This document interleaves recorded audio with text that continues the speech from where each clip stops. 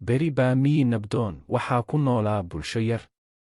Hawadu mar walba waxay ahayd mid cusub oo xambaarsanayd udgoon macaan oo u baxo muuqaalka ku sawiray midabyo tiro badan.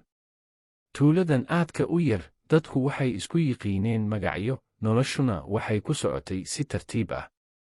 Maalin kasta markii ay qorraxdu soo baxday, dadka tuulada ayaa bilaabay hawlahooda caadiga ah, beeralayda oo xanaanaynaya dalagyadooda, carruurtu waxay ku qoslaan inta ay cawska ku ciyaarayaan iyo udgoonka cuntooyinka guriga lagu kariyey oo hawada ka baxaya. Mid ka mid ah soo jiidashada tuulada waxaa ka mid ah webiyada iyo haraha ku yaala tuulada dhexdeeda. Geedaha safafka ah ayaa hadh u fidiyey, shimbirahana si cajiib ah ayay hoos ugu sabeeyeen. Dhawaaqa biyaha oo ka dulqulqulaya dhagaxyo siman waxay ahayd laxan joogto ah oo qalbiyada u dejisa dadkii halkaas ku noolaa.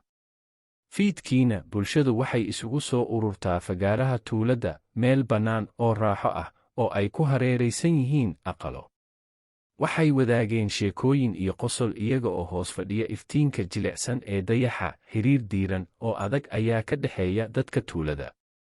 Sida xilliyadu isu beddeleen, sidoo kale muuqaalku wuu isbeddelay. Gugii, ubaxyada midabada leh ayaa ka muuqda beeraha, halka xagaaga uu keenay mowjado dahab ah oo sarreen ah oo lulaya neecawda. Dayrta ayaa geedaha ku rinjiyeeyey midab casaan iyo dahab ah, jiilaalkuna waxa uu baadiyaha u beddelay buste cad oo deggan. Nolosha miyigu waxay ahayd mid sahlan oo qani ah, quruxda iyo diirimaadka leh.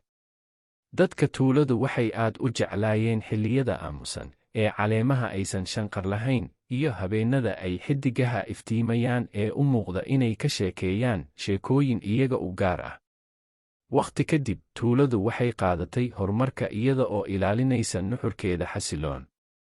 Sheekadan ku saabsan tuulada xasiloon waxaa sii socday in ay sii faafto dhaxalkii ay ka dhaxleen bulsho isku duuban, taasoo iftiimisay adkaysi iyo iswaafajin u ah jiilasha soo socda.